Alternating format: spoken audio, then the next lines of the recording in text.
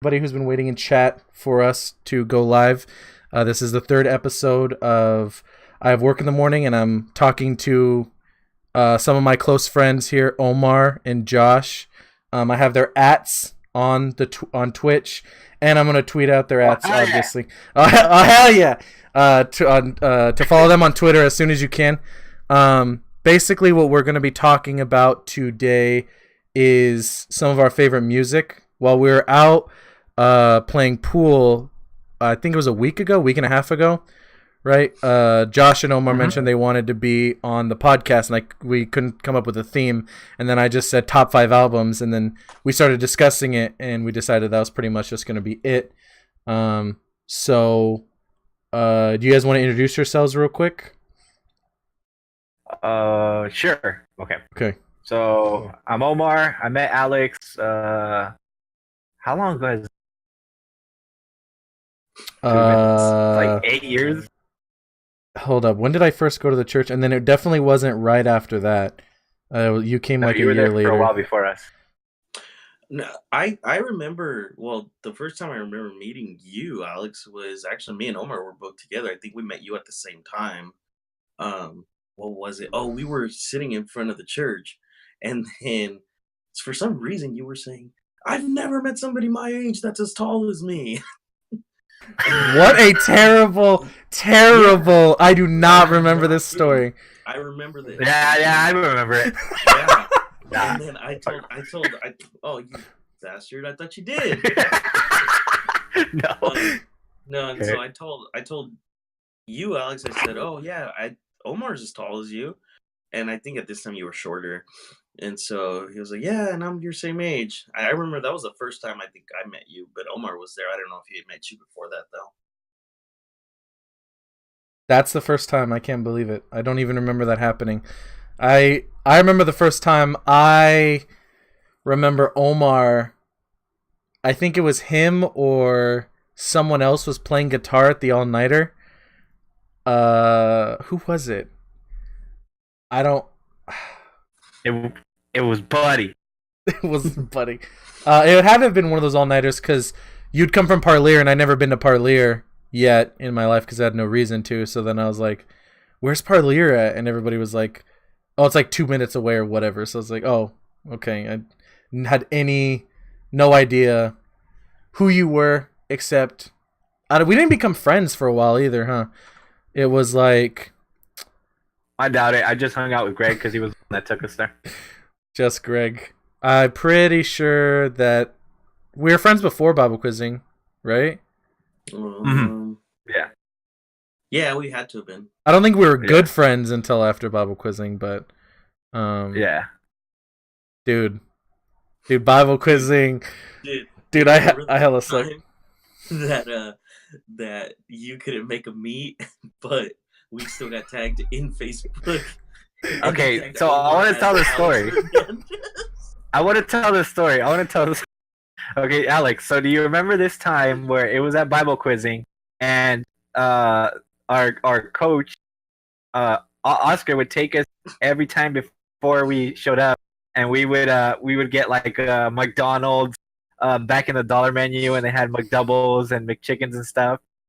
And I remember one time that he ended up getting us all burgers, and there was this girl, I forget what her name is or all that.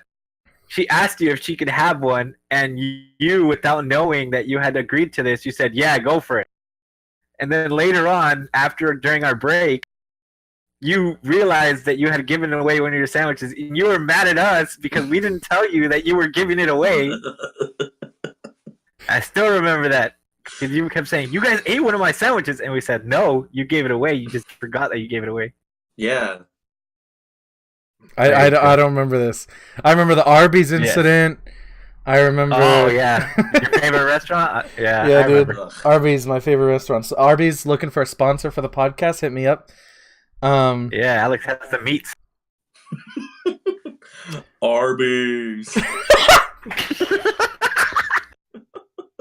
Oh, I remember on the meats, Josh, you had an old iPod with like, or was it you, Omar, that had an old iPod with like hella music on it? Probably. I've never owned an iPod. So it's definitely not probably you. it. Yeah, it's Josh. Dude, the music on that iPod was the jam. And then Was we good? listened to music on the van ride on the CD player, but not the CD player in the van, Oh my the God, boombox yes. CD player, and we had to listen to Oscar's Yeah. CDs, which he had like Dude. burned Real Big Fish albums. Yeah. Yeah. He had to put like 8 of those like not 9-volt. What are those big old batteries? The big old round ones. Not the 9-volt, yeah. the D batteries. Yeah, the D batteries. You had to put like 8 of them in that thing just to play like an hour of a CD. Ridiculous. I can't believe that van had no AC or heat or sound for like the. Wait, no, it had like a radio, but you couldn't change the station or something, if I remember correctly. And then the ceiling thing was falling down, right? The like padding that covers the asbestos Yeah. or whatever. That van was horrible. And one time, Josh sprayed something in your face. What? No, that wasn't in the van. That was. Because it was rolling around on the floor, and then Alex goes, "Hey, what's that?" No, you say, "Hey, what's this?" He goes, "What?" He turns around, and you just go, and you sprayed him right in the face. I could have sworn that was in Castillo's car. It was Castillo's Maybe. car. I remember that because it was after we came back from school. I was hella pissed. All right. Oh no! Did the echo come back? Should we get started? Oh no! The echo came back. Are you Oh serious? no! Wait, is it No, gone now? Not for me. Not for me. Hello. All right, it's Hello? fixed. I don't know what Omar did. Philip Stop says messing with you. Josh with the sick AFI shirt. Oh, heck yeah! I just noticed that. Hell yeah. that means- It looks like a good Muscles are shirt. gone. The Bay muscles. Area hardcore. Bay The muscles are gone though. Okay, so we shout out to Castillo. Philip says, not shout out Oh, to heck Castillo. yeah! Shout out to Castillo. No Oh, shout you out to guys are Castillo. friends with them? No, Nah. not anymore. I Not got anymore. love for you, Castillo. Hell no. Okay, so I'll give you a shout out. Shout out, Castillo. we decided on our list to be we decided top 5, right? And then we decided that Mhm. we would have honorable mentions that we could talk about. So you guys were saying before, how many honorable mentions do you have on your list? I have 6 honorable mentions. Omar? Wait, have you even I said have what the topic 2. is? Oh yeah, I said the topic. It's our top 5 albums. I said that at the Oh, beginning. okay. Yeah, we're gonna for anybody just tuning in, we're gonna talk about our top 5 albums. But we're gonna start with our honorable mentions Well, just first. to get this clear, this is just subjective, like what you personally feel from what you've listened Yeah, to top 5 albums. clearly, if I was gonna make a top 5 albums of like critically acclaimed, it would be a much different list. Like none of these albums would Yeah. be on there. Like, but for music that I like and music that subjectively mattered to me a lot, it would be these 5 albums. Okay. The order's was probably hard. Josh is right that Yeah. but Oh yeah, definitely. but it's like the easiest way to organize it. So Omar, do you want to start us off with your honorable mentions? Then I'll go. Then Josh can go since he has the 6. Okay, yeah, for sure. Okay, so my first honorable mention is a shout out to me in 6th grade because I was a very emotional child. It was Confessions by Usher. Oh, wow. super good album.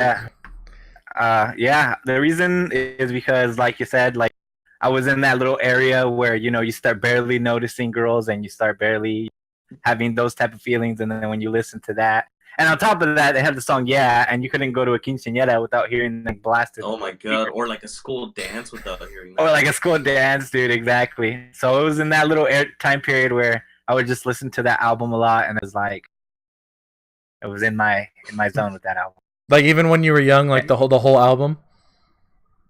I mean, obviously you're gonna skip through some of the baby making music, but the good stuff was good, like Confessions Part Why would 2, you and skip through that? It's my favorite part.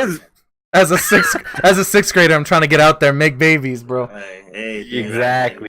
We all grew up differently. I don't know. Yeah, I know, man. And then what's your next Alright, one? So, and my second honorable mention is Sublime's self-titled album. And the reason I decided to choose that album was because, like, I listen to a lot more like reggae nowadays. Like I listen like Iration, Soja, and Revolution, and a bunch of other bands like that. And I don't think I would have been into that type of music had I not been introduced to it through Sublime. On top of that, that album has like a bunch of good songs on it. It has freaking LB the what's that one song? I have this whole Summertime? I keep Summertime. I have the whole pretty much the whole album saved, but I just know them based on the lyrics. Remember the names of Santeria, all of those songs, you know.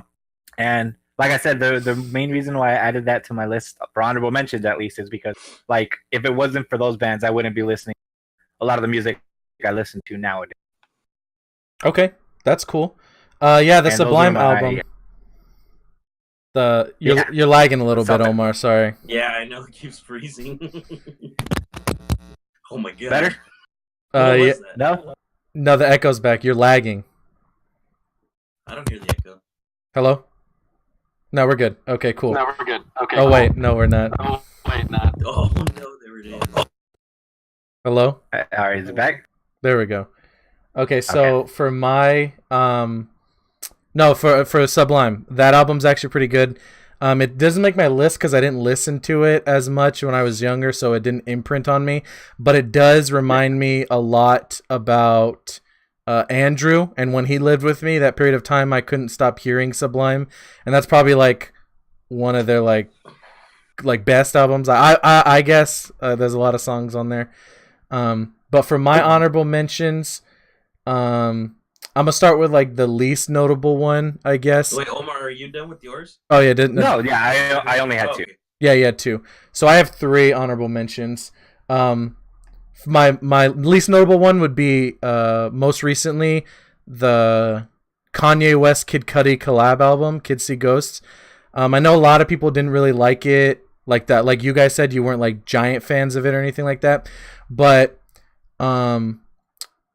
a lot of the songs, I just really like the way that they're produced. And recently, as I've been getting older, I've been getting more into music, like production-wise and stuff like that, rather than just like what I listened to when I was younger, obviously. And I really liked I didn't like Kid Cudi when I was in like middle school, like when everyone else did. And this album kind of flipped it because it's like the first. Well, I mean, everybody likes Day and Night, but that doesn't count. This was like the first. I don't like this song. You don't like that song? Mm-hmm. Okay, well, this was like the first time I ever liked a song that wasn't that song by Kid Cudi, and so it was pretty interesting to me. I liked the way it was mixed. I liked the song, lyrical content, and stuff like that. My other honorable mention, my second one, I mean, is System of a Down's Toxicity. Because I have to choose the System of a Down record, and that's probably the one that I listen to the most. Well, I mean, it had to be on the list somewhere, and you know, when you're like an edgy middle schooler, that album is like the album. Like, I mean, I guess you could say like 3 Days Grace and stuff like that, but this album holds up. Like, no, but I mean, I'm talking about being edgy in middle school. No, as a adult, the System of a Down album still holds up. Like, if you guys put that on, just that album in the car or something, it'd still be the jam for me. And I think personally, that's probably, in my opinion, that's their best album. You think so? Yeah, I think so. Okay, you guys are gonna hate my list. I think I think that's their best album too. But it was pretty close between that and like Hypnotize and stuff. So, but that would probably be that was my choice. And then my last honorable mention would it surprised me because when I went through the 3 albums that this band made that was like their 3 big albums, I didn't expect to choose this one, but I did. And it's Underoath's Lost in the Sound of Separation. I didn't choose To Find the Great Line or They're Only Chasing Safety because it feels to me like Lost in the Sound of Separation is like a concept album, and it's like the first one that I listened to like as a concept album when I was younger, and I really like the fact that it's like a slower, louder album than like the other 2, where even though the other 2 are like more well received by the public, you know, like Define the Great Line was like their biggest one, right? Or was it? Yeah, that I think so. That made them more out there. Like more popular with more people. Yeah, because there's a lot of singing Was on that album. Well, there was a lot of singing in "They're Only Chasing Safety," but I don't know.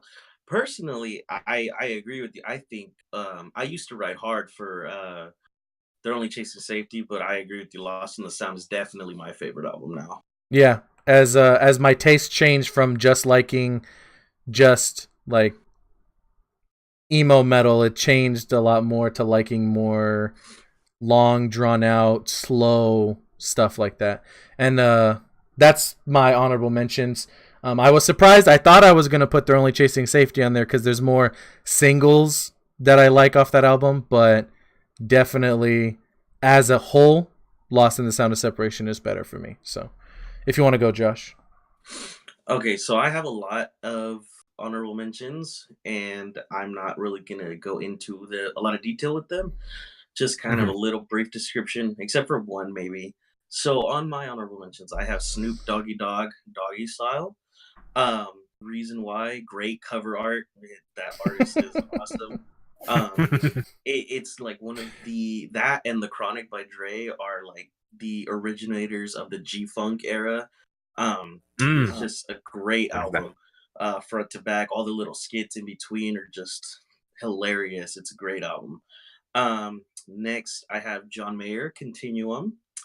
I can listen to this album front to back. Every song is so great. Sometimes I just like to get on my drum set and just jam out to this album because it's so good, just musically, lyrically. I mean, you got you know, waiting on the world to change, slow dancing in a burning room. Is Gravity on that one? I think Gravity's on that one. Yes, Yeah, Gravity. so it's a great album. I have Tegan and Sarah the Con. A big Tegan and Sarah fan. It's funny because the Con is probably their most popular album, but I actually started listening to them when they brought out Heartthrob, and from then, like, they were just amazing musically. It's awesome music, and but I started listening more to the Con, and it is such a great album front to back. I could listen to it all day. Next, I have Idea by The Throat. Uh, Idea, probably one of, well, probably my favorite underground rapper of all time. That album, he just has a great rap style, definitely different from the rest of the underground people. Awesome album. I have Big L, Lifestyles of the Poor and Dangerous. Gangster rap, just East Coast, New York. So, like, just a great album. I've got Coheed and Cambria, In Keeping Secrets of Silent Earth 3. I love that album. It is just, I mean, I don't even know how to describe it. I think all of Coheed's albums are concept albums. I think they all essentially tell a story, right? Yeah, So that's pretty cool. I mean, Claudio, that whole band, just the things that they can do with their instruments, it's insane. And then last one I have, and this one's more nostalgic. Um, Linkin Park Hybrid Theory. The reason why I put this one on here is because it was actually the first album that I was able to buy with my own allowance. oh wow. And yeah, so dude, but like even now to this day, if you put it on, I could probably sing and rap every song, every lyric on that album from back. Rest in peace, Chester. Definitely a great album. There you Funny go. story about that Yes. one, about that album. On the back, it shows them in a group photo, and you can see Chester has like a flames tattoo on Mhm. his arms.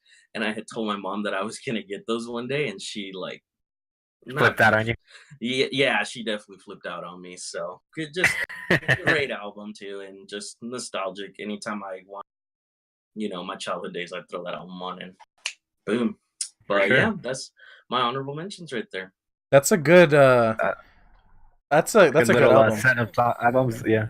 Dude, I'm telling you, like trying to choose a top five, like my top five was so hard. It was difficult to try and get a top Yeah. five list. So I had to throw in all those honorable mentions because every one of those albums I love. For sure. Cool. Sorry, I was reading chat real quick. Philip wants me to ask you, Josh, about a song that you made with Coley where you rap. It was a slow Oh love no jam, way! and he wants to know if you have a SoundCloud link to it. Oh my god, I wish I had like any access to that, dude. Like that song was so It was amazing. Okay. So yeah, I used to hang out with Mike, like with him a lot, and so we would always just jam. Like I'd get on the drums and he'd get on the guitar, and we just jam. Like, and so he started making like a rap beat one day. Not even a rap beat; it was more like an R&B beat. He kind of started like grooving on the bass, and he made this like really like sexy bass line. Mhm.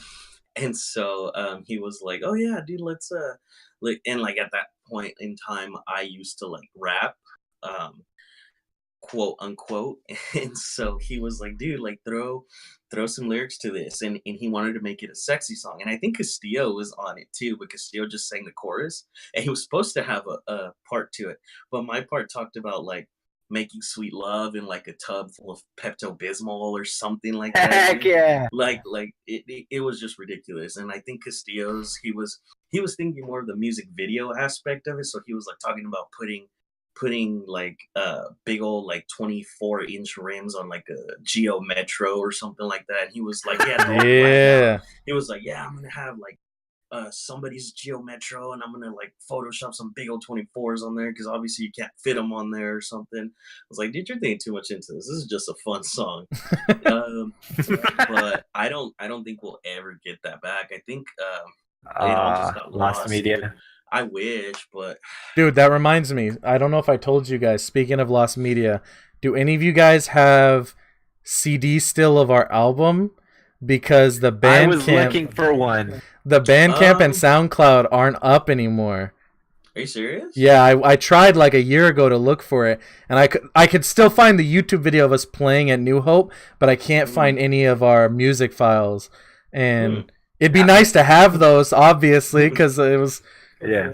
You should hit up the few people that I sent a link to on. I emailed them that whole demo.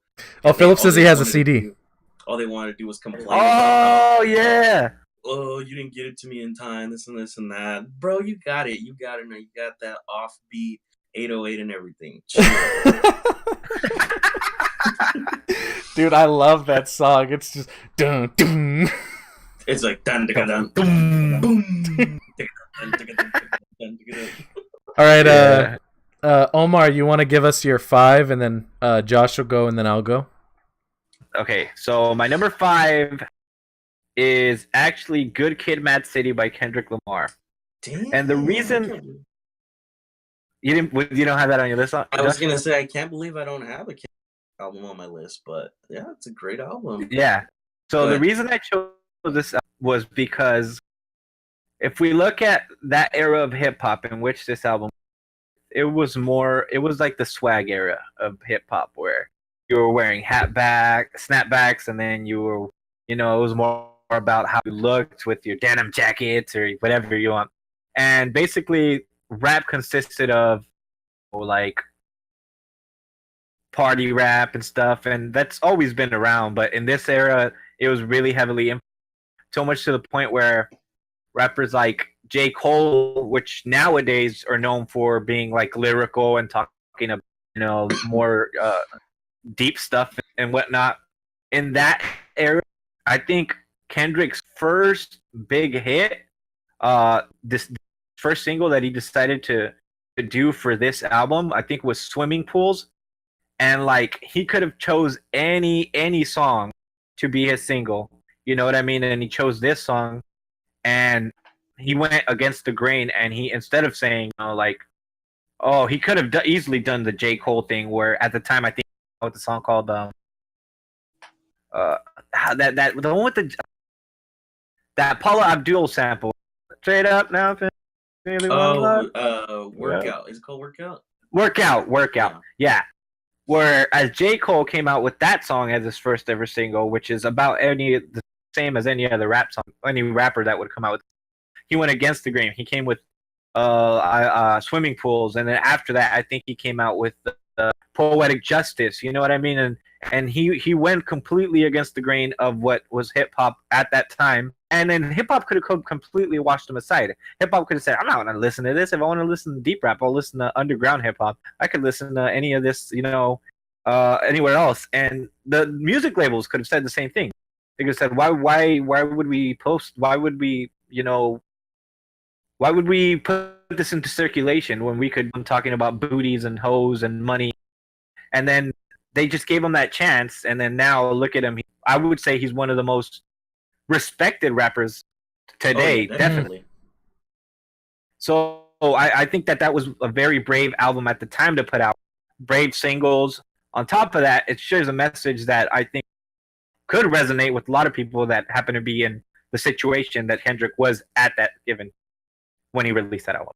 And isn't that whole album like a story in itself from beginning to end? Yeah. Good album. Very good album. Okay, I'll go my number 5. To preface this was an album I started listening to obviously long after the hype. Probably about 2-3 years ago I started listening to this album, but it grew on me because of like the historical factor it had and stuff. My number 5 is Wu-Tang Clan's Enter the 36 Chambers. I'd never really listened to rap that sounds like that before, that was like pushed as much as it was. Like, obviously Wu-Tang, they're innovators and stuff, especially with the fact that they're a group, which didn't really happen that much before then, of like hardcore rappers. I never listened to a lot of New York rap, and that's basically like, me neither. That's basically like all that album is, though. So yeah, I've been just a big West Coast hip hop guy since I was a kid, but just like in the past like 5 years, I've listened to a lot more East Coast, and dude, they got some bangers. I mean, you got Nas, you got Big L, Wu-Tang, like New York, dude, Mobb Deep. New York has like good, like East bunch Coast of good rappers, yeah, dude, yeah. And go ahead. Sorry, that album, it's got a cool theme. The fact that it's so like well thought out, the way that it's like balanced between the fact that it like references martial arts movies and stuff, and the way that each member of the group feels like on that album they have a cohesive, defined like point to make on each song. Like, there's obviously, like all group records, there's some songs that don't have certain people, but you can tell that when they come in, they do what they were meant to do, and then they're off the song. Like, anytime Ghostface comes on, I feel like he's just about to just get super aggressive and like up in the song, and he never fails to. Method Man, obviously, you know, always chill, kind of funny, stuff like that. And then after this album, Wu-Tang, you know, had the problem of some members not being so much into it, and then some members, I'm not sure if another one died besides Old Dirty Bastard, but a death, obviously, and stuff like that. And then they broke up and they did their own albums and stuff like that. But I just feel like it's an album that set forward what like production needed to be like for rap in the way that I listen to it, and that's just what I feel about it, basically. Who's your favorite Wu-Tang member? Oh, probably Ghostface or Method Man. That's why I mentioned them. Mine's Method Man for sure. Ghostface. Huh? Oh, were you saying Ghostface is your favorite? Yeah, or Method Man. And then Method Man has his own song, obviously named after himself on that album. No. Well, all his stuff just after Wu-Tang with Redman and stuff. So, I mean, even like movies and shows, they got how did the Meth and Red show on Fox. Yeah, he's probably the biggest member out of them. Oh yeah, for sure. Okay, Josh, what's your number 5? Okay, so it's actually pretty cool because I think all three of us had like a hip hop album, because mine is actually Tupac's All Eyes on Me. Oh, that was on my short list. Dude, like this album, so it was the 4th release by him, and it's cool because what happened was that he was actually in jail at this time for like sexual abuse charges or something like that, or allegations. I don't remember the whole story, but Suge Knight actually paid. I forget how much his bail was, but he paid it in agreement that Tupac would release 3 albums under Death Row Records, and this one actually counted as 2 albums because it was a double disc. So it has like a total I don't even know how many songs, but like it's enough for 2 discs. Yeah. This song is well, this album. I mean, Tupac is. I definitely think Tupac is my favorite rapper of all time. Um, Hmm. but this album just has like all of his like great songs, and it has some deep tracks too. Like, dude, I mean, you've got all the tracks. You've got California Love. You've got Two of America's Most Wanted. I mean, How Do You Want It? Plus, he had Has Dre. basically like a buffet of a lot of stuff, Yeah, like and he this, that, and the other. and he had Dre in this album. He had Snoop in this album. I mean, he had I Ain't Mad at Ya in this album. Like, he just had so like this album just in general is a great album. I mean, Tupac lyrically is just insane. The like his lyrical content, just it's. I mean, you hear California Love everywhere, dude. I mean, Hmm. you see UFC fighters coming out to California Love. You hear it at every party. It's got to be played.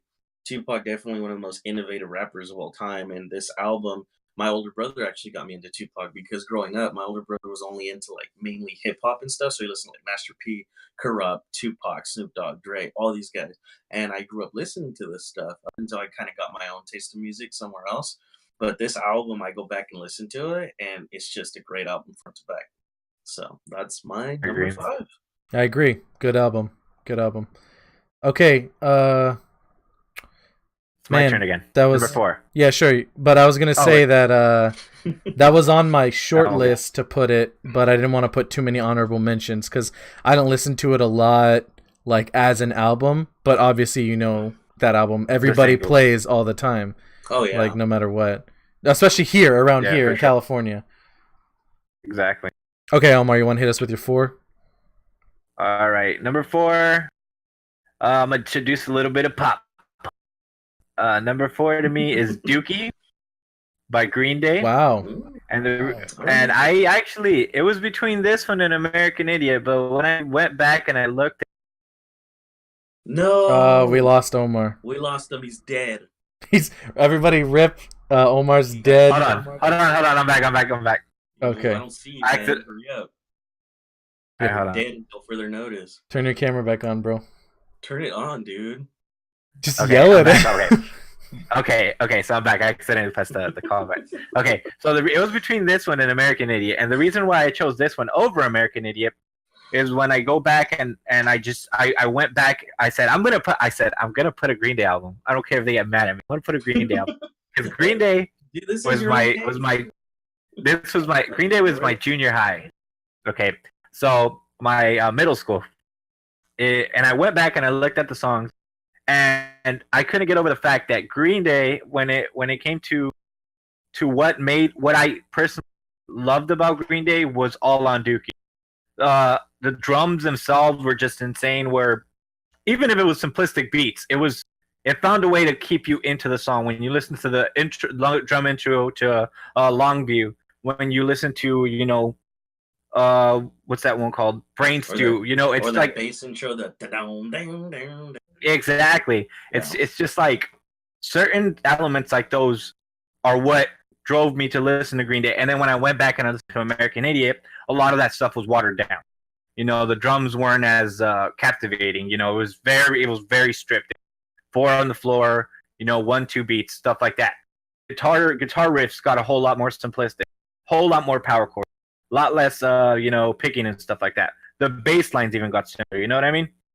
And that's not what I necessarily liked about it. With that being said, Jesus Suburbia on American Idiot is still one of my favorites.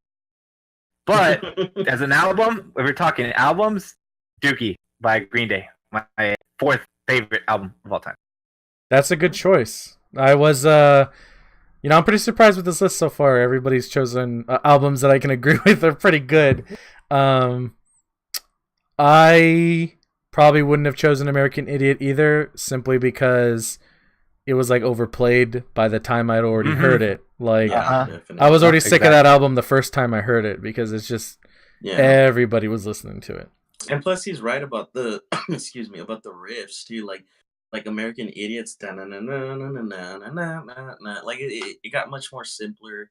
And I don't know. I feel you. I get what you mean by that. The mainstream feel.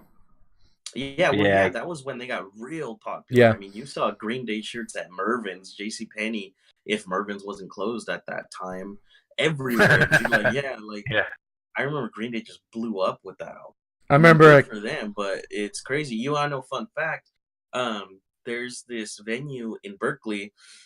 They actually played it when they were like before they were signed. It's called Gilman Street, and they're actually not allowed to play there anymore because Gilman Street, it's a collective, so it's ran by, it's like a DIY kind of like you kind of have to volunteer there, but in their like rules, it states that nobody that is signed to a major label can play there.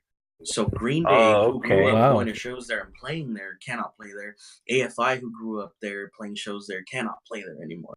It's Wow. crazy because that's their roots. That's where they grew up, but now they cannot play it. That's weird. Yeah. Yeah, But I like that idea though, because it's like if they were to allow that to happen, then like there would never be any chances for any up and coming bands in that Yeah. area to get their name, because you'd always be booking AFI, you'd always be booking the Green Days, all yeah, these exactly. big pop punk bands. Yeah. I remember in 6th grade there was a talent show, and some kid who I knew who was like barely learning guitar at the time was like adamant that he was gonna play American Idiot, and I didn't even know this kid, and we never talked or anything. But I had already heard the song like 100 times by that point. It was already so popular that 6th graders were just like, and I felt like I didn't have any freedom for like music and stuff until like middle school. So it's like even then they were huge. Yeah, for sure. My number All 4 right, what's your number 4? is actually a crossover. Someone's already mentioned this album.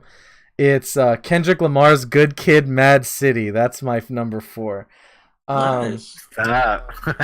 When It's a Omar great said it, album. I was surprised really I don't have it. surprised that he had said it, You because had it on the list. yeah. When I listened to this album, I'd already heard some of Section 80. This is when I started listening to like music right after high school and was trying to get into it. You guys know. And I wasn't, just like, no one's ever going to say Section 80 was like Kendrick's best album. There's no way.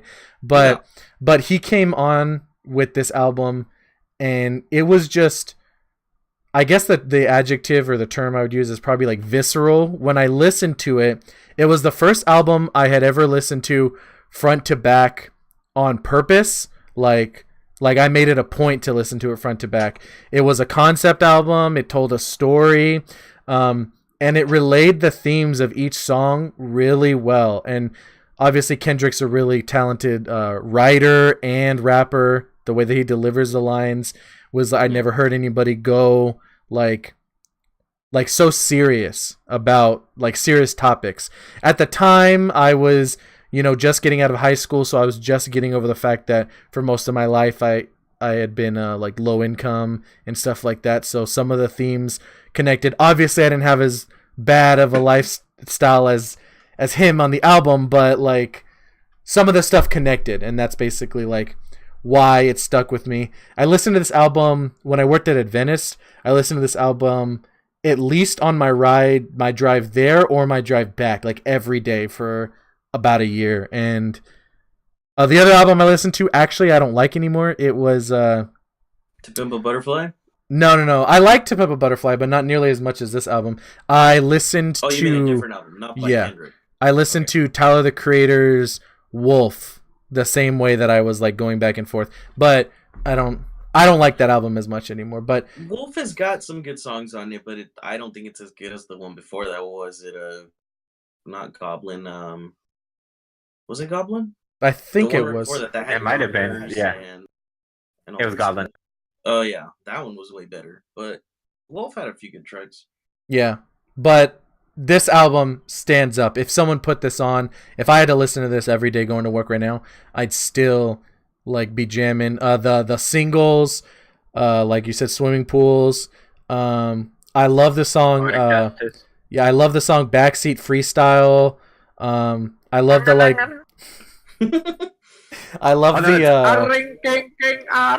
Yeah, that is how it goes. Remember when that? Do you guys remember that Vine of that girl getting hit in the head with the shovel? And Oh yeah. And I know what they, you're talking about. They sampled was it Mad City? Yeah. When it hit her head. I do remember that. Yeah. That song too, like the skits were well put together. I think it's just like honestly, I listened to Pimp a Butterfly and it's a good album, but I don't know why a lot of people say it's like so much better than Good Kid, Mad City. I think it might have to do with the theme, but I think that might be it. I'm not sure. And that whole concept on that album too is super cool because throughout the whole thing, he's like reciting lines of a poem after like almost every song, I think. And then at the end, you find out that he's writing a poem to Tupac, and he's talking to Tupac, and then Tupac has like a part in it where he's talking back to him. So that whole album was pretty cool, but I still don't think it's as good as Good Kid, Mad City. Yeah, and then I liked when Damn came out, but I don't think it was better than either of those albums. Oh no. Because you know what? Do you know what I think about Damn is that in and of itself, it went back to the mixtape area. Like when I listened to the album, the production value is purposely not as good as you would listen to other albums, and I think he did that on purpose. He wanted it to sound like you were listening to this on Dat Piff, or he wanted it to sound like you ripped this off of LimeWire. You know what I mean? Yeah. Which is why it has the "This is the world premiere" going around in the background, the whole album. You know? No, dude. Yeah. That stuff's funny. Yeah. I could have done without that. Okay, Josh, you want to hit us with your 4? My 4 isn't necessarily an album that you guys might have heard. But the reason I have it on my top 5 is because it is, I'm pretty sure, is my favorite hardcore album of all time. So it's actually by a band called Madball. It's called Demonstrating My Style. Madball, they're from New York. They're a hardcore band. I won't spend much time on this one, but because I don't really have a reason why it's one of my favorites. Just Madball is one of my favorite bands, and this album, I could listen to it front to back, and it just has great songs. The guitar riffs, I mean, the drums, everything is just so like good. And like I've seen Madball like a few times since well, not since they released this album. Obviously, this album was released in '96, but their energy as a band is just super good. Like they're just a great band together, and it's my favorite hardcore album of all time. That's pretty cool. Can you repeat the name for me? I want to listen to it. What was it called? Madball. What was it called? Demonstrating My Style. This one and Set It Off, the one right before it, are both their best albums.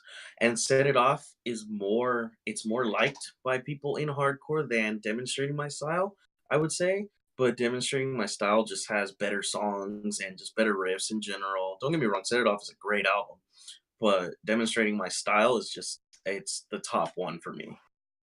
Okay. Yeah, I'll check it out too. I've never listened. I've listened to like Madball singles and stuff when I was like, when I was more into hardcore and stuff. But I never really listened to a whole album. It was never like one of those bands that stuck with me.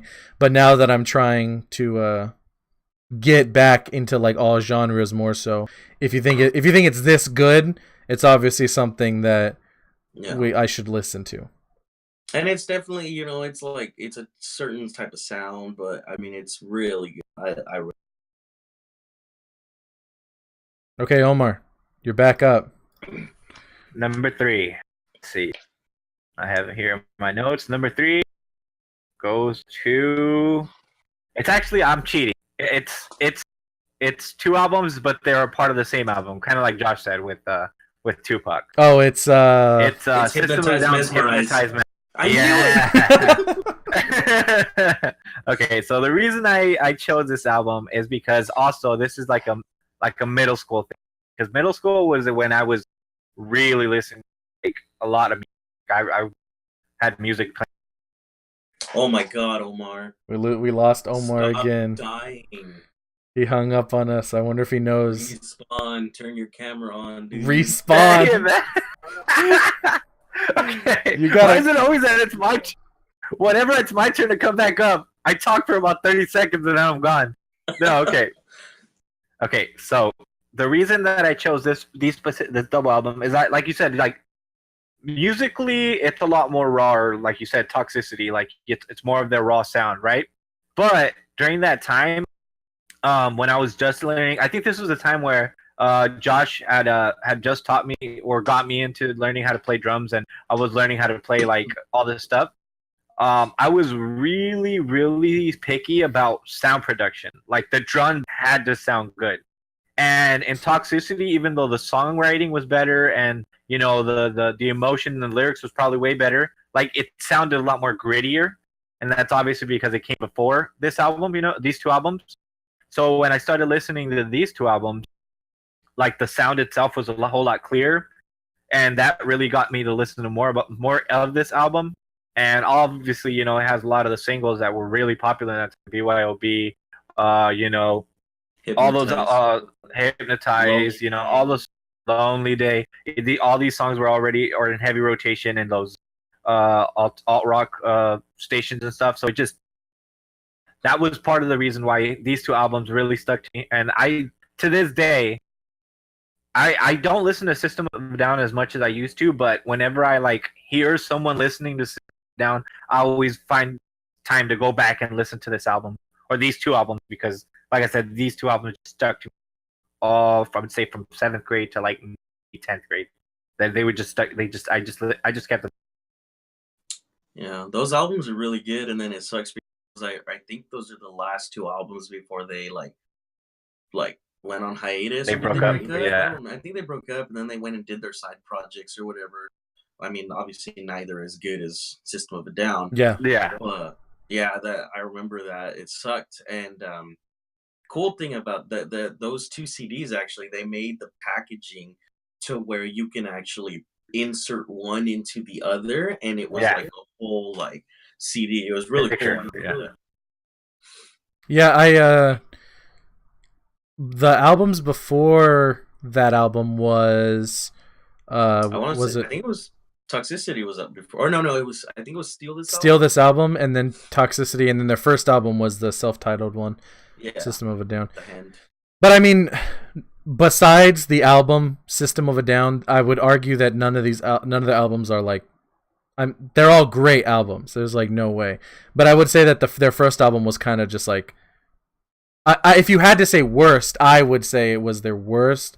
But that's like saying like an 8 compared to a 9, so it's like not even. Yeah.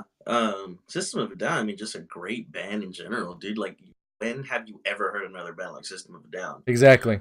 I mean, just their lyrical content. I mean, they go from such serious topics like, just Armenian genocide to like rap. I mean, singing about Terracotta Pie. Yeah, or having a song. The Bisco. It's a long time disco. Just the Bisco. That one. Bet you didn't know. Woohoo! Yeah, they're just all over the place, but every song is so good, and you can sing along to any song because they're fun to sing along to. Like, just the way they sing and the things they sing. It's just a great band in general. Yeah. Classics is what I would say. Yeah. For sure. So for my number 3, I had to put a 90s band on for how much I used to listen to them. But when I went through and this one was purely based off the fact that I went through what songs I liked the most and what albums. Like, I re-listened to them, and surprisingly, this is the one that surprised me that ended up on my list and this high at 3. It's Weezer's self-titled album, Weezer. Oh, okay. I still like Weezer a lot, and then I have a friend who really likes Weezer too, and as it went on, their albums were good, and then they had that period that everybody didn't like them and stuff like that. But this album was like the Weezer album. I feel like I looked at all the songs, and I was surprised that I knew like almost every single one by heart without hearing any of the music, and they aren't even like, not all of them are like even singles, so you wouldn't even like hear them commonly like you would like in a mall or something like that. The lyrical content of the album is really good. It's really personal, as opposed to like how a lot of the like pop emo rap is sometimes not something that it's usually like general, and it felt like I could connect with who wrote the songs. His name's is it Rivers Cuomo, right? I think so. Yeah. Do you know? I think there's. I don't know if it's a rumor or if it's true. He actually has, I think, one leg shorter than the other. No, yeah, that's So true. I saw that on Wikipedia. right, yeah. Well, Wikipedia don't mean nothing. Come on, dude. No, I asked him myself when we were chilling. That's the only way. Can you ask Yeah. me why they wrote Beverly Hills? Dude, that song. Oh, hey, I like that song. I don't care what you guys hate. I like that song. Dude, Weezer. Hey, I didn't even know the first Go for it. Weezer album had "My Name Is Jonas" on it until I checked again. Which Like Guitar Hero? I hated that song when I played it in Guitar Hero, but when I listened to it as a normal song, I thought it was really good. The Sweater song, that's obvious one everybody knows. It's just such a well put together album, and it feels like it's like kinda. Was Say It Ain't So on that album? Yes, it is. Yeah. It's kind of like, I don't know how to say it. The production, it's not grunge, obviously, but it's like, to me, it feels like it's just on the edge of being like too clean. Like it's I don't know, if this was clean and this was like bad production, it'd have to be like right here. Like it was, it fulfilled both depending on like what song. And I don't know. And then the album cover is, classic them in the when 90s. did this album come out in? 1999, I think, or 98. See, that's when it's acceptable, right? When, like you said, if it's between really good production and really bad production, it has to seem genuine. It can't be like, oh, let's try to make this sound really bad. You know what I mean? No, it's like, this is what they were putting out. You know what I mean? And Yeah, that's what in the makes 90s. that type of sound so good. You know? The 90s in general, I mean, that's when grunge was huge, so everything sounded really like not crappy, but kind of like you said, in between good and bad. It just Yeah, that's the for sure. sound I think a lot of bands were going for in that time. Yeah, like clean drums, but like dirty guitars, that kind of stuff. Okay, Josh, what's For your number 3? So my number 3 is actually Slipknot, the self-titled album. Oh, It was very difficult to go between this one and Iowa, only because Iowa I feel is a lot like darker, more personal album, very like angrier than the self-titled. For sure. The self-titled has more memory to it and more like I don't know what the right word is, but I feel more strongly More that nostalgia. I like. Yeah, this album is. I just like this album a lot better than um Iowa. And so this was actually their first, not what was their first like album. They had like an EP before this, but it was their first album. And so I mean it's got like Wait and Bleed, Spit It Out. I think when they had a song play on an episode of The Sopranos, actually. I was tripping out when I found that out. I forget what song, but they did have What the heck? Yeah. And so the way that I actually got into Slipknot, like this was like in third grade, I think. I was kind of getting more into like new metal, so like I had heard some because of Linkin Park. I bought Linkin Park's album, and from then I just started listening to more. So I heard like Korn, Deftones, POD, all this stuff. And so I hadn't heard Slipknot yet, but I had this classmate in my third grade class that had a binder with all of them on there, and I was like, "What the hell? These are like just dudes wearing masks. What is this?" And he was like, "Dude, it's a band. Check them out." So I did, and funny story about how I own this album now, but when I first owned it, I didn't actually own it because my little brother Brian, he actually wanted an album for Christmas by this band called Saliva. There was a song that he really liked by them. Click, boom! No. Do you want it? Do you need it? No, that's like nuts. Oh my god! It was this song called Always, and he really liked it, so he wanted that CD. So my mom was like, "What does Brian want for Christmas?" So I told her, but we ended up going to Sam Goody in Visalia because it was the only CD store that I knew of that would have this music. Like Kmart wasn't gonna have it, yeah. and Walmart wasn't going to, and if they did, it'd be edited to hell. Like, anyways, Yeah. we went there, and so I really wanted the CD, but I also wanted another.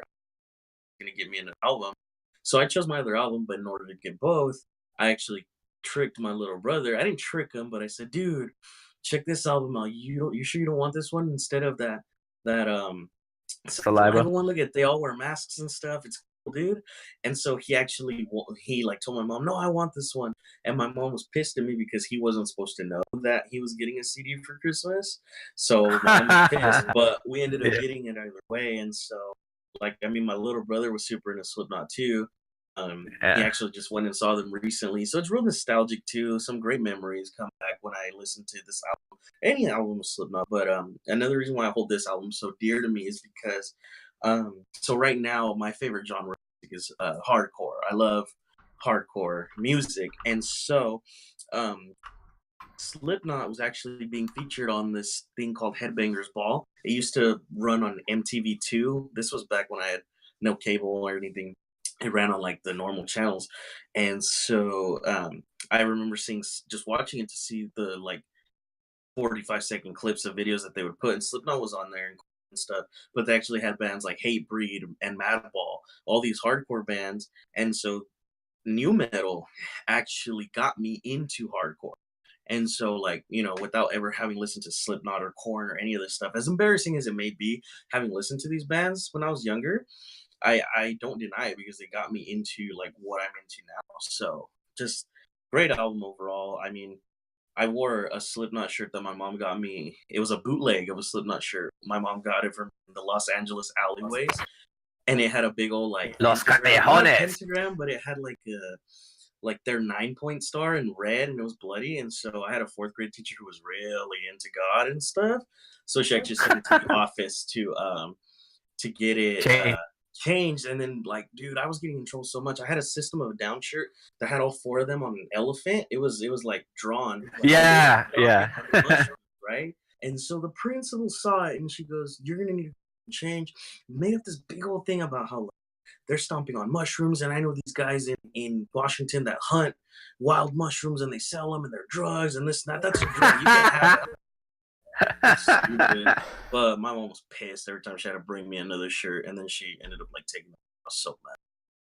Well, no one. Hey. Omar made a face, and nobody should feel bad for listening to like cringy music when you're young, because like you said, it makes you look for better music when you're like Linkin Park. Obviously, that album was good, but like it's like a little like cringy sometimes to think about how much kids used to listen to Linkin Park, but then it gets them to like good bands like you said, and I mean it's not cringy to listen to Slipknot, so I mean it can be, but like I mean I won't ever feel ashamed or cringy because of course I love it, dude. Like it's awesome. Because all these bands are a product of their time. At the time, these bands were the shit. You know what I'm saying? Like back 10 years ago, you're telling me the Korn, the now you tell me that wasn't it? No, Come on. dude, that was the jam. That song is still the jam though.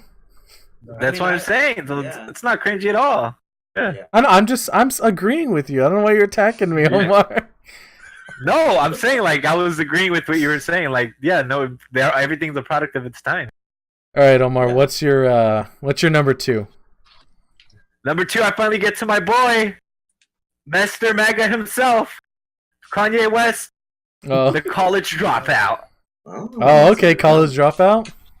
Okay, the reason I'm picking College Dropout is very similar to the reason I picked Good Kid, Mad City. Because this album was released during the blink in hip hop, which is when, rappers wore like shirts 2 sizes bigger than they usually wore. They wore those big old chains. They had the grills. They had the hats sideways like T.I. And what I really liked about this album is the instrumentals, the hooks, the verses. All of these were stuff that you would totally hear on the radio. 100%. You can imagine yourself hearing this back to back with a 50 Cent or a Ja Rule song, and wouldn't think twice. But that's how he got to his audience, because he made them listen to this thing. It was like a club banger, and listen to a song like was it the one with the Keisha Cole? What's it called? The All Falls Down. Oh yeah. No, it's not Kishiko. It's Mary J. Blige. Yeah. All Falls Down, and you think it's just a love song or whatever, but he's actually talking about like how vain people live their lives, how they don't really care about what makes them happy. It's how do I project that I'm a successful person? How do I tell people like, oh man, I make so much money. I feel so happy about my life. You know what I mean? And you wouldn't really know that until you catch yourself reciting the lyrics and you start thinking about what he's saying. You know what I mean? And this started in College Dropout. He kept it going. He did Late Registration. Still had a lot of these, even though he started introducing more booty shaking music like Gold Digger and stuff like that. And then Graduation, he started kind of fading away with it, but he still had some of the type elements to it. So those 3 albums, I wanted to lump them in, but if I had to choose between one of these 3 albums in that little time frame that I really liked, it would have to be the first one. With like I said, he found a way to get a message across without necessarily like forcing you to listen to it. You just wanted to listen to it because the beats were good. You know, the flows were good. The hooks were very, very catchy. You know what I mean? Mm-hmm. So that's why one of the main reasons why to this day I'll say Kanye West, no matter how he is personally or what the heck he believes in, people like to focus too much on him recently. But when it comes to hip hop landscape, he's easily in the top 5, and at least for I would agree. Bold statement. Bold statement. I would agree that this album is really good. I would also agree that out of those 3, if I had to choose one, it'd be this one. This is the one. Oh yeah, definitely. Same here. A friend of mine had like only this album, and then you guys know that 12 Stones album with that song on it that you guys make fun of me for singing. I don't know. I'm not gonna sing it. Yeah, what song are you talking about? No, never mind. Forget Sing it. Okay. It had he had like a MP3 player with only College Dropout and that 12 And Stones. 12 Stones. Yeah, because the only CDs he owned at the time. What was this? Like a Okay. 2 megabyte MP3 player? Yeah, it's one of those small like one of those ones that was called like an MP4 player or whatever. That was like a ripoff. Yeah. But I listen to this album a lot. It's good. I wouldn't say it's Kanye's best. I wouldn't agree with that, but it's definitely probably is like second best. You wouldn't Okay, say it's so the best? Which one is your favorite? You would. I know. I feel a feeling you. I know what you're going to say. Huh? No, he's gonna say the pixelated one. My Beautiful Dark Twisted Fantasy. Yeah, that's My a great Beautiful Dark album, Twisted actually, Fantasy yeah. would be the How did number I one know? for me. I still don't think that it's better than College. I like it. I like it.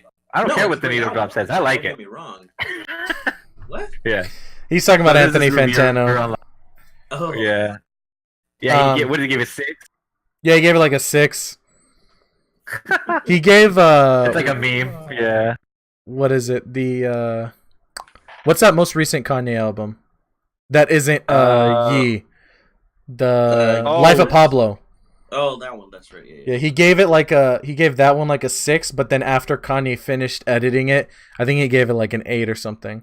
Because you guys What know the how heck? you guys know how Kanye kept changing the songs and stuff on Spotify Yeah. and yeah. I like that album a lot, but there's a lot of songs on that album that I just like I don't want to listen to. So I'm like, there's no way if there's songs I really don't want to listen to on an album, I can't name it as like one of the best ones.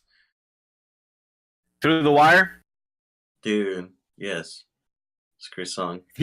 Listen, Alex. Listen to the concept of the song, the context of it. I feel like a lot of people overlook this, man. He was in a car crash that almost killed him. He had to have his jaw wired shut, and he made a whole song and rapped all of this while his jaw was shut, and he did multiple takes to get this song out there. Wow, that's deep. basic. That's deep. Yeah. All right, so my number 2. I don't know if this will be. I think this has a possibility of being a band that Josh liked. I can't remember exactly, but I don't think Omar liked it as much. But my number 2 is Death Grips. No, it's No. it's As Cities Burn, their third album, Hell or High Water. Really? That yeah. one, huh? I like that one. I definitely like it more than their first album. That's like obvious. And then their second album had I know this is kind of a weird reason, but when I was young, I would listen to the couple of albums that I had on my iPod when I would go to sleep, and anytime I would wake up to a song off Come Now Sleep, that's the second album name.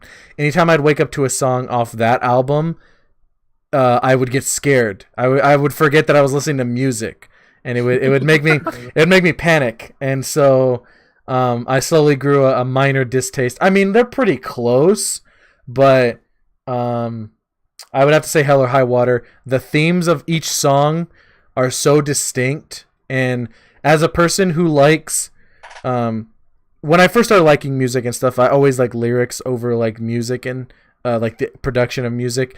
And as a person who I am, that album resonates with me a lot in my thought process about the way that I see like belief systems and stuff like that. So anytime I listen to it, it sticks to me. Definitely hard to put into words exactly what I feel when I listen to those songs. Kind of just like really strong nostalgia. I really like the fact that it was kind of a lot different than normal rock music that I listened to. It was really slow and like I wouldn't say the term like progressive, but like it had a lot of like audio switch ups, like the way that they use certain sounds in songs, especially like intros and outros for songs were like pretty defining in the way that I like some music now. Like I can trace back the fact that I like some weird music to the fact that I like the way that they handled their instrumentation and their like samples and stuff before and after songs. I'm a big fan of sampling in songs. And it could be traced back to this. And I don't know if you like them, Josh. Yeah, I like As Cities Burn. I wouldn't say that Hell or High Water is my favorite album. I think my favorite is their first one, Son, I Loved You at Your Darkest. But I mean, that one, Hell or High Water, has some good albums. I mean, the first two are great. What is it? 84 Sheepdog, and then what's the next? I think Made Too Pretty is on that album, right? Yeah, that's like the fifth track. That's a great song. But I mean, I just like Hell or High Water. Sorry. Son, I Loved You at Your Darkest. It just has, in my opinion, better songs. It's more aggressive, faster. It's got, I mean, but it's also got, it's got The Widow on it. Great song. So, I mean, I do like Hell or High Water, but my favorite is probably Son, I Loved You at Your Darkest. Yeah, Son, I Loved You at Your Darkest. For me, at the time, I wasn't... Because when I started liking music, it took me time to start liking heavier music. I didn't just start off liking metal and hardcore. And so that album put me off at that point. And by the time I started listening to it and started appreciating it, I'd already liked the other two albums so much more. So it had to like play catch up. So it's definitely an album I like. If I had to choose like top 5 artists that I like all their albums, it would make ACB one of them and stuff. But even their newer stuff after Hell or High Water? It's not the same band, so it doesn't really count. But out of those 3 albums, that it's like a 10-9-8 scale, I guess you could say. Like Hell or High Water 10, Come Now Sleep's a 9, and you Son think 11. They've progressed, so every album got better. Yeah, in my opinion. But I also wasn't listening to them on release. Obviously, I listened to them. I think Hell or High Water came out, and then I was listening to that on release. But the other 2 albums had already come out, and then because Castillo and stuff like that influenced my music taste. Omar, have you listened to them at all or no? No, I haven't. I feel like I'm sure back a few songs. I'm sure. I'm sure if you guys gave me like their most popular songs, and I went back and I listened to them, like I'm sure I would say, oh yeah, I remember. But I think they even used to play them at youth. Remember how they play like songs on Wednesday nights before service? I think they used to play them. Yeah, I remember that. Yeah. I'm sure if I went back and I listened to them, but it was never really like, especially like a lot of those bands like As Cities Burn and those bands that you guys used to be really into. I was more into like the heavier stuff, like August Burns Red, and like where it's like the drums are just crazy and I mean. So I was more into that type of Christian metal, so I don't remember a lot. Yeah, they're a great band. I think if you listen to them, you'd like them. But like I What said, are they called? As Cities Burn. No, the album. The album. Oh, Hell or High Water is mine. No. Okay, look it up.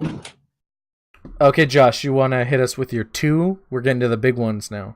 Okay. So my number 2 is actually an album by the Knights in Satan's Service. Kiss, baby. Love it. Dude, this album. Oh my god. Like, dude, when I heard this album, I was just blown away. This album actually made me want to pick up a guitar, dude. Like the riffs that Ace Frehley has.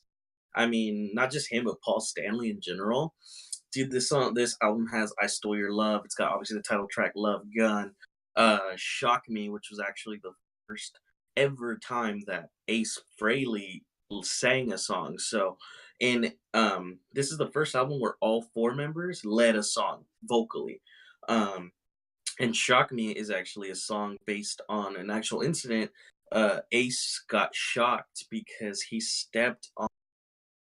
They were about to play a show and he stepped on like a staircase that wasn't rounded or something.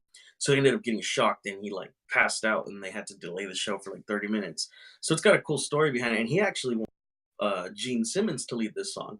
But Gene was like, no, I think you should try it. So he got it, he did it, and it's a great album. I mean, Kiss just in general is such an influential band on so many other bands nowadays. Plus, you know, back in this day and age, they looked crazy, dude. You got these 4 dudes in leather and like big ass boots with face paint and then their hairy chest all sticking out. Just, dude, it was insane. I mean, I wish I was like alive in the time where they were at their peak because, like, dude, like just even some of their shows that I watch nowadays, I'm like, man, like what a great band. And this album just has so much tracks. And then, I mean, the artwork in general just shows all 4 of them. It's like it's painted, I think. Shows all 4 of them, and then it shows like a bunch of girls in front of them. They all have Kiss paint as well, and they're all just admiring them. Great album, dude. And then, like at this point in time, I think this was the last album that had Peter Criss, the drummer, the Catman, the original drummer. I think this was the last album that he played on every song. I think he was featured in the next album after this, but this was the last one that had all 4 original members on it in every song. It was just a great album, dude. And like, I mean, that's why I hold it so close, because Kiss is like one of my favorite bands ever, and just on every album they have hits. And I mean, it made me want to pick up a guitar. I wouldn't say it made me want to play drums because I started playing drums before I ever like heard of Kiss. But guitar for sure, like just some of the riffs, some of the solos, I'm just like blown away by it to this day. But yeah, dude, great album. I mean, Love Gun, dude. He's on Role Models where he's actually talking about, what does it say, his dick or something like. Yeah, I remember that. It's a great album, and so just Kiss is awesome. Kiss forever, baby. Kiss Army. Kiss Army. Yeah. I never actually listened to Kiss a lot. Obviously they're hugely influential. Like everybody knows who Kiss is, and you can tell what they've done. But I guess if I had to listen to an album, I'd probably listen to this one because like I said, never really got into it. Singles that you hear on the radio, obviously, but that's an aside. I've never taken in what they fully do, and so it sounds pretty cool. If you listen to this, I mean, the first song is "I Stole Your Love." It's got this great riff just at the beginning, and then the drums come in, and then you hear Paul Stanley with his crazy like yell. Dude, it's a great album. If you were to listen to a Kiss album, I would definitely say listen to this one. If not this one, listen to Destroyer. But this one is my favorite. But those two, if you were ever going to listen to a Kiss album, it'd be this one or Destroyer. Okay. But listen to this one. Listen to this one. Omar, you got anything to say, or? No, I remember the first introduction I had to Kiss was obviously that you just see people in the band that have face paint, and one of them, that was my first impression. People in a band with face paint wearing a whole lot of glittery shit. One of them has a long ass tongue, and the blood comes out of it or some shit. That's my my first impression of Kiss. Then when I heard their music, I was like, this is It like, doesn't match. it's like I expect you guys to be like something heavy, crazy riffs, like something, and it's a whole lot of like glam rock, you know. Dude, it's Yeah. badass. Like, Yeah. Remember when we watched Detroit Rock City when you rented? I do remember West Detroit Rock City. Yeah, great movie. I mean, and Kiss is Yeah. so influential to this day, dude. Kiss sells coffins. Kiss, they have caskets. That's so crazy. Dimebag Darrell from Pantera, he's actually buried in a Kiss casket. Like, no joke. That's crazy. He's buried in a Kiss casket. But dude, anything you want, Kiss has it. You want a Kiss toaster that puts Kiss on your toast? You can get It's it. officially branded by Kiss. Waffle maker, dude. Like, they're so just a crazy band in general. Just Yeah, for sure. All right, you guys ready for the big ones, the number ones? yes, sir. I cheated. I added one last minute. God. But you made it. Here's the thing. Well, no, I had a number one, but I didn't want to leave one out. So one of them was mainly an honorable mention because it was one of the main reasons why I really got into metal. It was like the first introduction to how I got introduced to metal, and that's the main reason why I wanted to add it last minute as an honorable mention. Because when I remember this album, I just remember thinking like, "What? This is crazy!" Like, this was what really got me listening to metal, and it's was it the Avenged Sevenfold self-titled album, the one they came out? Oh wow, in 2007. That one. Yeah. That's the one. Really? Well, it's not because it's like I said. If I listened to all of the albums, I'm sure I would find a better one. But this is the real album that, like, the drums. I heard, like, at this point in my life, I didn't play drums crazy. You know what I mean? Like, obviously you play drums, but you don't like do the whole thing. You know what I mean? Then when I heard the drums just go off on this album, it really. And then when on top of that you hear the solos, that's what really like influenced into being into actually playing instruments, because I heard like, man, these people can all these crazy things, and there's no reason why I can't learn how to do all this crazy shit on my own. You know what I mean? So that's why I wanted to add that last minute. But the first album, my actual number one album, it was already mentioned, and it's Really? only because I can't listen to this album from start to finish without skipping a single song, because You it's can't? just that good. Oh, you can't. No, I can't. I have to listen from start to finish without. okay. Yeah. And that's Continuum, but John. Dude. Really? But Yes. you get to elaborate on it, because I didn't really go over it much. It was just an honorable mention for me. Okay. The reason I really like this album is because it's something about the simplicity in the song structure.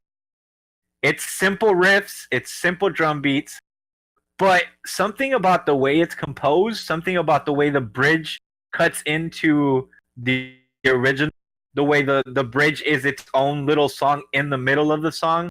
So, Vultures, Slow Dancing in a Burning Room, Waiting on the World to Change. You know, all these songs, you can listen to them as singles, but if you listen to it in like the lineage of an actual album, everything just flows. It's like listening to one whole song. You know what I mean? And like I said, when I listen to music, I'm especially with this album, I'm looking to listen to something and want to listen to it. And this album it's impossible to listen to it from start to finish and be like, oh, I don't want to listen. I'm gonna skip this. Oh, I don't want to listen to. I don't necessarily feel like listening. You know what I mean? And when I listen to this album, it just doesn't happen. Like, I have to start from one and finish. Yeah, Yeah. dude, it's a great album. Have you ever listened to the live album Where the Light Is by John Mayer? No. Should I take that? Should I give it a listen to Dude, it? Yeah. You need to listen to that. It's got all. What's it called? It's Where the Light Is. Okay, let me That's write what down. it's called. It's a live album. Dude, but just that whole. It's one of my favorite live albums of all time. It's a great, dude. Yeah. It has all his hits, and he does some where it's just him and the like two other dudes. He called the John Mayer Trio. Great album, dude. But like Dude, when I hear that like this is such a great album, Continuum, because when I hear that intro lit, lick to Slow Dancing in a Burning Room, the Yeah. Sure. dude, that album is amazing. Like definitely I can see why it would be your favorite album of all time. And I agree For with you. sure. I can listen to the whole thing without skipping a song as well. Because every song is Yeah. good.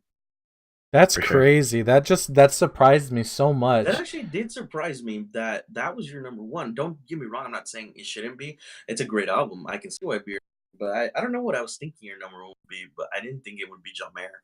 Yeah. Yeah. I never listened to this album fully, so Oh I my mean God. both you guys. You- I've heard you- songs. I've heard songs off of it, obviously. Yeah. But like, it seems like I gotta check it out. I mean, two people Dude. saying it's good. Number You need to one. listen to this album. It's a great album. Yeah. Definitely, I mean, for me, definitely his best album that he's ever put out. I don't think he'll That's- ever put out something that will top this album. That's And crazy. John Mayer, just in general, dude, like one of the greatest guitar players of all time. He's just great. Song dude. composers. Yeah. Yeah, it's insane. All I right. did, and doesn't continue. No. Your Body is a Wonderland was on the other one. Never Yeah. mind. How many I was gonna albums say- has he? Jessica Simpson, man. Yeah, I was gonna say I could probably skip through Your Body is a Wonderland, but that's not on that album, so never. No. So moving on to my number one. I mean, this. I feel like this one is obvious from. Wait, do you want to put in one last honorable, Oh wait, you cut out. One last honorable mention. What? like Omar did? Yeah, Like I because I did. thought of an album because it got erased off my text document. I don't know how it did. Honorable mention: the album that got me into rap was the Marshall Mathers LP by Eminem. That was the first rap album I heard as an album and owned. And then I realized Omar's dying over there, but he's not even making any noise. No, it has nothing to do with the album selection. Because I don't know why when you said Marshall Mathers, it reminded me of for some reason I thought the Chris Matthews band. I was like, is this a joke or something? But You mean the I don't know Dave why. And I Matthews thought, oh, there you go, Dave Matthews band. Yeah, I don't know Dave why I Matthews thought he was Band's gonna. got some hits, dude. Don't knock him. Okay, so the Marshall Mathers LP 2 or the first? No, not the LP2. That was like the God, worst hold album. on. No, the first one. That was like Oh, the okay. first rap album I ever listened to, like as an actual album, not like on the radio or anything like that. Friend of mine had it on his stereo system at his house. He played it. Him and his brother played it a lot when I was playing Super Nintendo at his house. Just a good album. I listen to it now and I'm like, wow, this is really surprisingly creative. That's one of the things that you can say about Eminem, regardless if you think that he's a good rapper or a bad rapper. He's definitely creative, and that's it surprised me that someone could do stuff like that on songs. Well, that album was Oh, he's just what? hard. Like, dude, Yeah. that album was just hard as hell. Mhm. Rapped about some crazy stuff in that album. Yeah, for sure. He's definitely not anywhere near that level. Like when Marshall Mathers LP2 came out, people were saying, "Oh, this is just like him going back to his old ways." No way, dude. Dude, Nah. Marshall Mathers, that first one is crazy. Is that the one that has Kim and like what else? The Real Slim Shady. Yeah, Yeah, dude, that album is crazy. Does that one have Guilty Conscience? no, I don't think it does. I think that's the Oh, Eminem okay. show. Oh, well, Dude, that out. Yeah, there's a lot of things that he talks about on that album he can't talk about now. no. Like how the way he talks about gay people and stuff, Yeah. raping his own mom, stuff like that. Yeah. Yeah, dude, it's crazy. Yeah. So my number He washed one. now, but yeah. My number one is also has my favorite song of all time. Like I can clearly say it's my favorite song of all time. And it's Emery's In Shallow Seas We Sail. I was actually gonna say I'm surprised you have an ACB album, but not an Emery album. No, it's my number one, and my number one song of all time is the title track is In Shallow Seas We Sail. That's a great song. I think that's my favorite song on that whole album. Yeah, Possibly it's my favorite Emery song. Yeah, now that you talk about it. it's produced in such an interesting way that when I went back after I had started learning more about music and stuff, just that song. I don't know if you guys know who Aaron Sprinkle is, but he produced that song. He sang on the song, and the way that that song is done, it's like there's like a second layer under the song that's quieter than the main song, but it feeds into what's being said in like the main lyrics.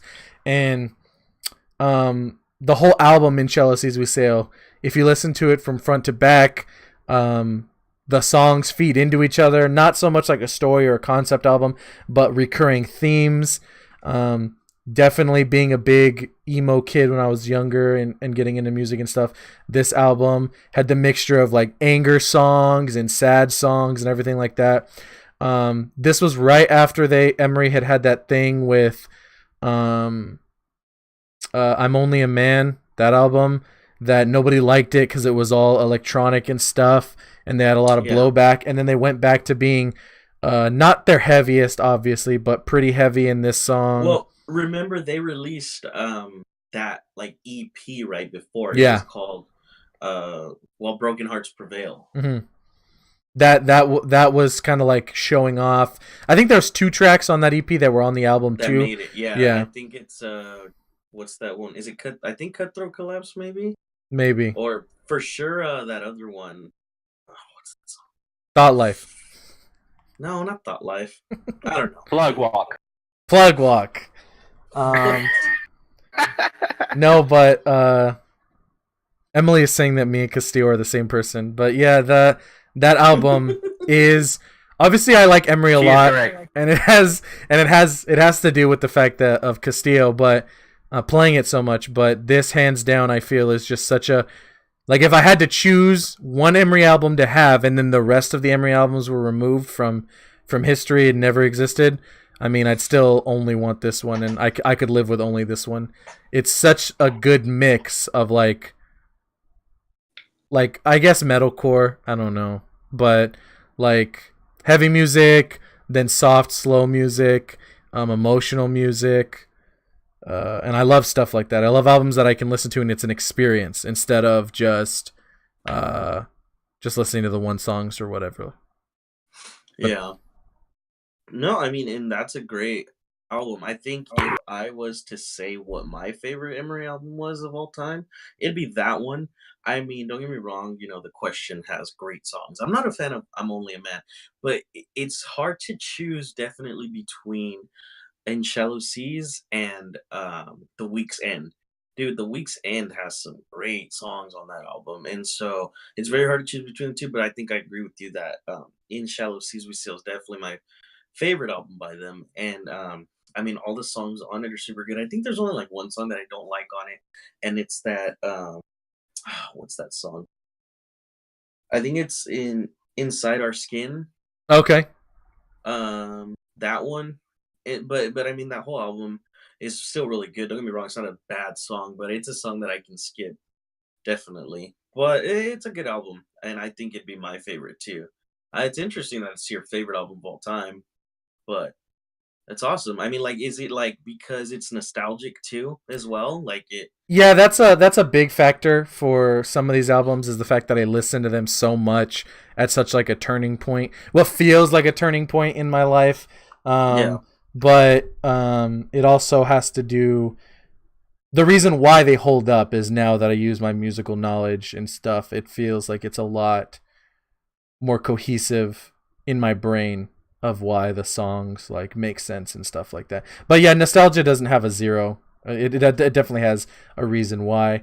And this album, I think, is one of the ones that is like one of their best as a band. Like, if you put them against, if you had to like have a like what band is good contest or something, you had some type of grading scale to actually like show in a non-subjective way what that like what skill a band had, I think this one would be able to go toe to toe with a lot of good bands now and in the past. Maybe not like, I wouldn't say Emery is the greatest band all time skill wise, but for me, they're really good. Yeah. Funny story. I actually, when I first heard Emery, I didn't really care for them because I think I had only heard 2 songs, and one I liked, but the other one, I think I liked what's that song on The Question where they're he's in a boxing ring in the music video. Talk about here's my knife because I came for the buffet. Oh, that's Uh, oh shoot. I'm supposed to come know on, dude. this. You're supposed to know this. Studying politics. Castillo, where you at? Yeah, that one. So I really like that song. It came on like a sampler of a CD that I had gotten. The Tooth and Nail one?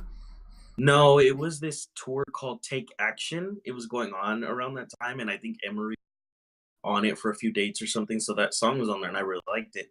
But then somebody told me to listen to Thought Life, and at that point in time, I was like, God, this song sucks. Don't get me wrong, I like the song now.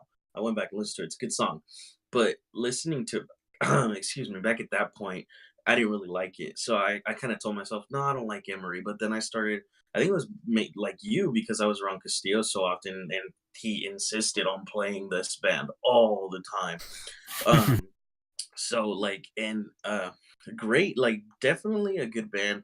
It's funny because when me and Omar first started going to the church, I felt like Castillo had like 50 Emery shirts because every time we'd see him, he'd have an Emery t-shirt and then he'd have a over shirt on top of it.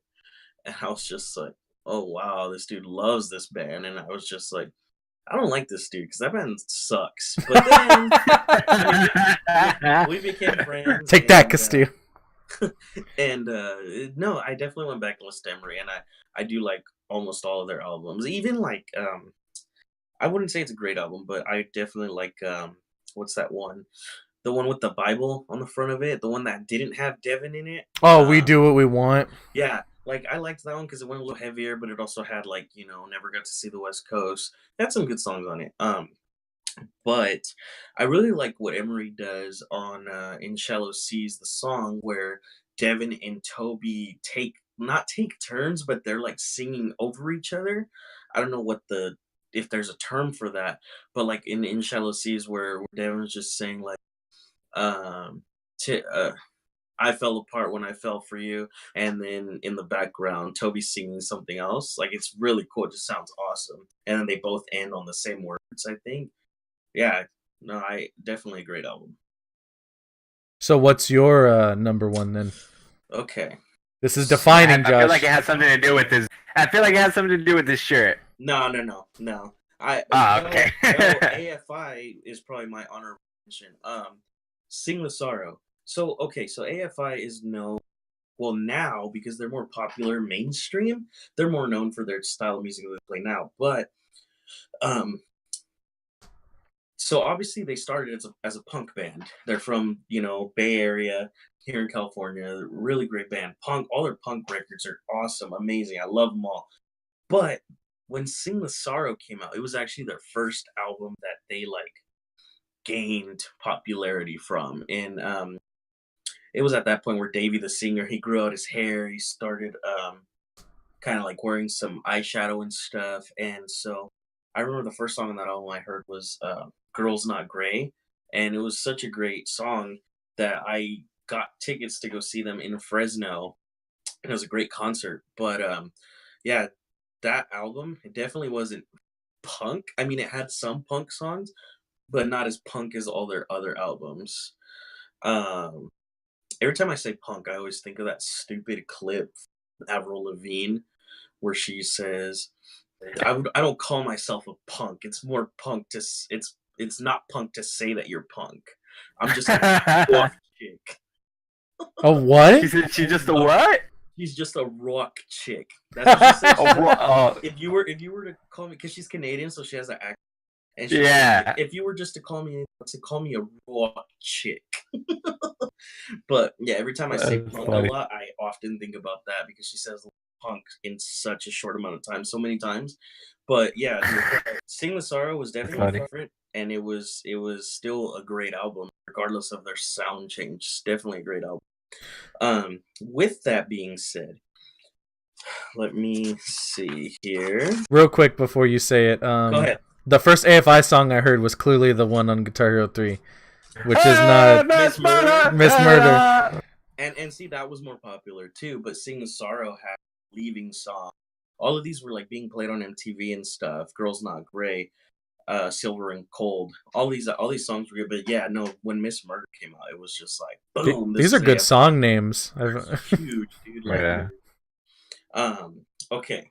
With that being said, my number one, it might come as a shock to you guys, but It's a mariachi album. no, no, no, no. So my number one is actually going to have to be Unorthodox Jukebox by Bruno Mars. Wow. No, that is not a shock at all. No, That it is is. It isn't a shock because when this album came out, it was that day you messed up my haircut. Do you remember that? You kept talking No, you about made an it. amazing haircut. You kept talking about this album. I didn't expect it to be your number one, but I'm not surprised. Have you ever listened to this album? Yeah, it's pretty good. No, yeah. Oh my god. Pretty dude, great. This album is amazing. Dude, you want to talk about like Michael Jackson 2.0? Mhm. Bruno Mars is it, dude. The king of pop, like no doubt about it.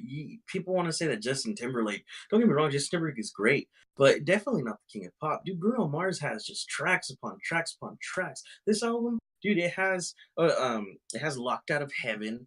It has that like super sad song, the piano, and When I Was Your Man. It's got Gorilla, dude. Gorilla, oh my god, like that song. It's so sexual, but it's such a great song. Just so slow with the, I don't know how to describe it, but dude, okay. Moonshine was actually the first. Well, no, Moonshine was not the first song I heard of. I had heard obviously Locked Out of Heaven because it was the single. Yeah. And I was like, okay, this is a good song. I mean, a lot of people hated it because they were all saying he was trying to copy The Police because it sounds just like SOS, Message in a Bottle, that song by The Police. But dude, like Bruno just put his own twist to it and it was a great song. After that though, he had released this single called Moonshine. And dude, if you listen to this song Moonshine, it straight up sounds like it's a Michael Jackson song. Like the way he sings, the sound of the song.